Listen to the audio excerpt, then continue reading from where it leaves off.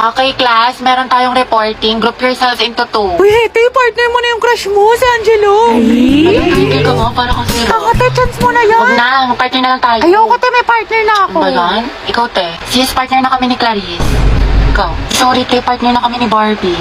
Naku, te, kay Angelo ka na lang kasi. Oo. Oo, naiiyak ako. Kaya mo yan, sunggaban mo na. Rar! Okay, Hetty, kaya mo to. Kapalan mo mukha mo para kay Crush! Angela, gusto mo tayong dalawa na lang partner? Alam mo, magaling ako dyan, pati maging partner in life.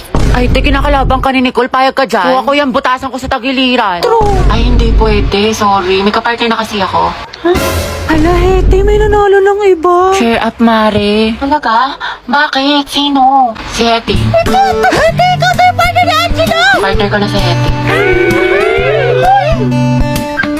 Angelo at Hete, ang head! Hoy, ang haba ng hair mo, natatapakan na ako. Go, head! Asin? Lasi, ma'am. Ba't kinikilig ang beshi ko? Kasi pinili ang beshi mo. Hetty. Pwede bang tayong dalawa na lang mag-partner? Oo naman, walang problema. Okay lang sa akin. Kahit pangabang boy pa nga eh. Ano, may sinasabi ka? Ha? Hindi, wala sabi ko ano. Pag-usapan natin yung reporting. So ako na lang maghati ng parts natin sa reporting kung okay lang sa'yo. Oo, okay lang. Salamat. Patutog lang ako